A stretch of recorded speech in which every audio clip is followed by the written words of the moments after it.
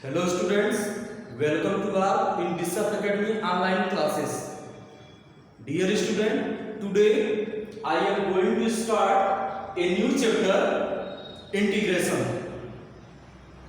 और student integration को ही हम इंटीग्रल्स भी कहते हैं या इंटीग्रेशन को हम एंटी डिफरेंशिएशन कहते हैं या एंटी डेरिवेटिव कहते हैं।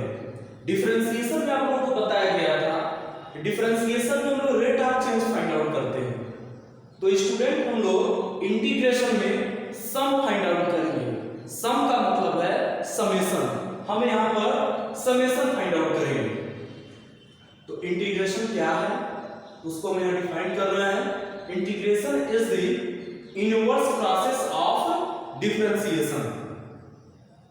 We are given the derivative of a function and asked to find its primitive, that is the original function. Such a process is called integration or anti-differentiation or anti-derivative. It is denoted by a summation symbol and this symbol is represented by, यह जो symbol बनाए हैं हम लोग student, तो यह summation या integral symbol को रिप्रेजेंट करता है। अगर हम कहीं लिख रहे हैं इंटीग्रेशन, इसको पढ़ेंगे इंटीग्रेशन f(x) dx, तो जो f(x) होगा जिससे काम में इंटीग्रेशन फाइंड आउट करना होगा या एंटी डेरिवेटिव फाइंड आउट करना होगा, उसे हम इंटीग्रेंड कहेंगे। और फाइंड आउट करने का जो प्रोसेस है यह होल प्रोसेस ही इंटीग्रेशन कहा जाएगा। सपोज कर रहे हैं इसे सॉल्व करने पर इसकी वैल्यू कैपिटल f(x) आ रहा है, जैसे f(x) आ रहा है और प्लस c, तो यहां हम c को कह रहे हैं कांस्टेंट ऑफ इंटीग्रेशन या इसे ये भी कहते हैं इंटीग्रेटिंग कांस्टेंट।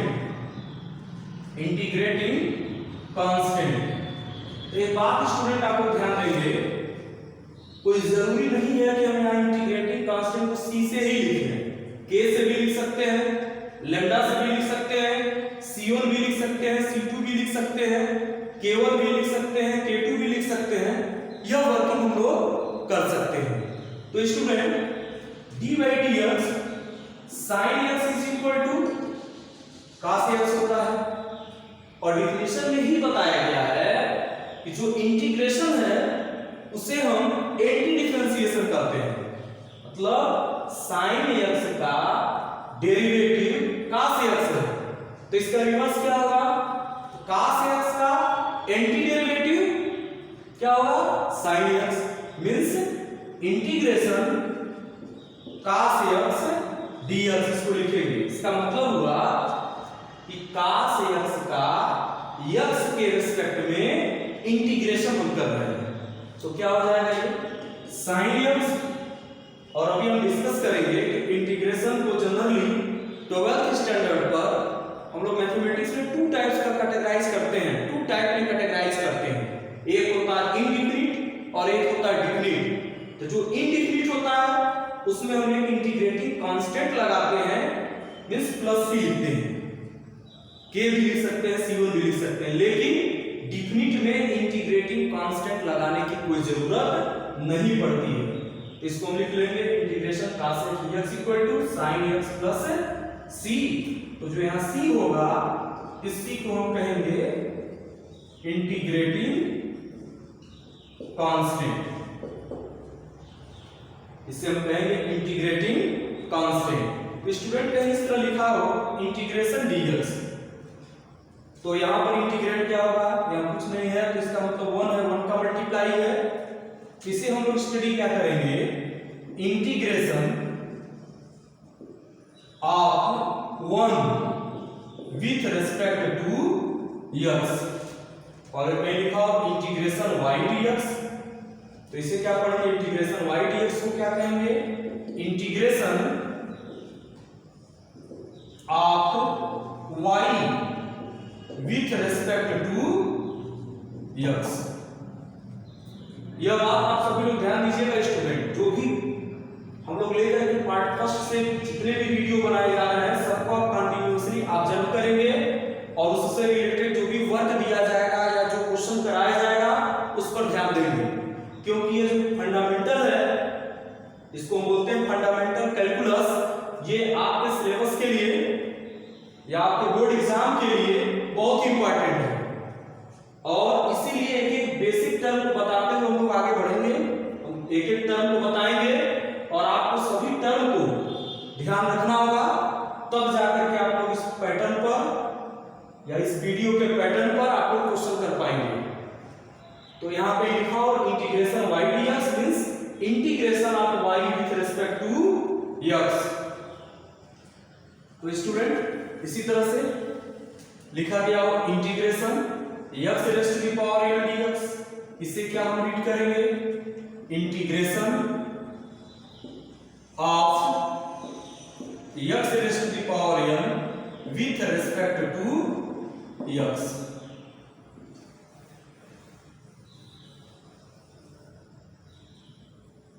स्टूडेंट अब इंटीग्रेशन को अगर हम यहाँ कैटेगराइज करें इंटीग्रेशन को, तो यहाँ पर हम टू टाइप में जनरली कैटेगराइज करेंगे।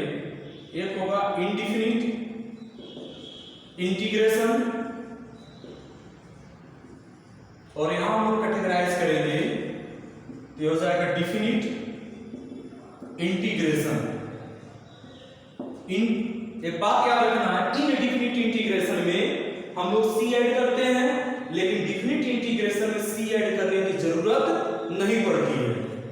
कहीं लिखा गया हो इंटीग्रेशन f(x) dx, इसे सॉल्व करने पर सपोज कर लेना है कि f(x) इस कैपिटल F(x) प्लस c आ रहा है, तो इनडिफिनिट में यहां हम c ऐड करेंगे। यह बात आपको याद रखिएगा कि यहां हम c ऐड करेंगे। इनका डिफिनिट में इस तरह दिया गया रहेगा, डिफिनिट में आगे हम लोग इसका चर्चा करेंगे पढ़ेंगे a to b f(x) dx, और सपोज कर लिया जाए इसको सॉल्व किया जाए, इसकी वैल्यू आ रहा है कैपिटल F(x). तो यहां पर स्टूडेंट जो लिखा गया है लोअर पोजीशन पर, इसको हम कहते हैं लोअर लिमिट, और अपर पोजीशन पर जो लिखा गया हो इसे हम लोग कहते हैं अपर लिमिट। तो यहां लिख लेंगे a और यहां लिख लेंगे b, means upper limit minus lower limit का कांसेप्ट लगाते हैं और इसकी वैल्यू हो जाएगा fb minus fa, means integration a to b f(x) dx this equal to capital F(x) a to b, और कांसेप्ट हमेशा याद रखेंगे upper limit minus lower limit, या लिख लेंगे fb माइनस fa। स्टूडेंट मैं एक बार और इसको रिपीट कर रहा हूं, इंटीग्रेशन का मतलब सम होता है, समेशन होता है, और integration is a reverse process of the differentiation.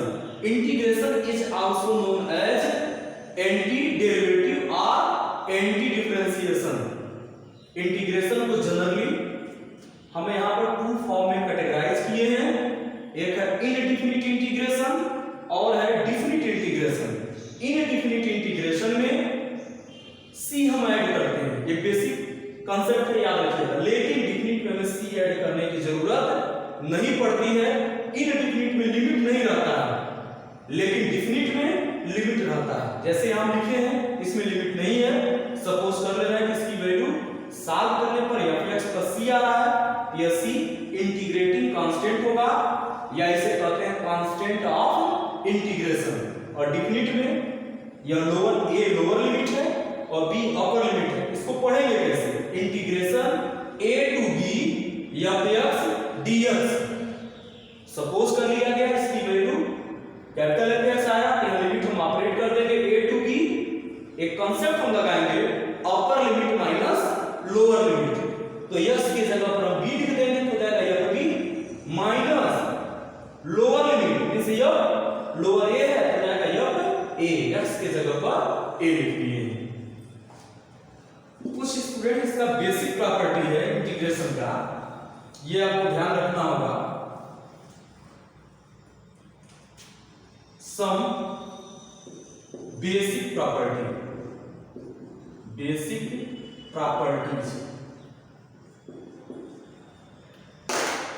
First integration k into fx dx means k क्या है? Constant, where k is constant. तो जो कांस्टेंट होगा, जैसे आप लोगों को डिफरेंशिएशन में बताया गया था, कांस्टेंट को बाहर कर लेते हैं, सेम पैटर्न पर यहां भी हम k को बाहर कर लेंगे और ये हो जाएगा इंटीग्रेशन fx dx। अब फंक्शन के अकॉर्डिंग हम इसे सॉल्व कर लेंगे। सेकंड है property integration f1x plus minus f2x plus minus dot dot dot. तो स्टूडेंट यहाँ इंटीग्रेशन यहाँ पर लिख लेंगे dx, क्योंकि x के रिस्पेक्ट में किया जा रहा है, हम dx लिख लेंगे। तो हो जाएगा integration f1x dx plus minus integration f2x dx plus minus dot dot dot. और अगर स्टूडेंट इस तरह लिखा गया integration k1 fx plus k2, इसको लिख दिया जाए f1x, k2 f2x plus k3 f3x plus dot dot dot dx। ये प्लस के लिए भी होगा और माइनस के लिए, इसलिए हम कंबाइनली प्लस माइनस लिख दे रहे हैं।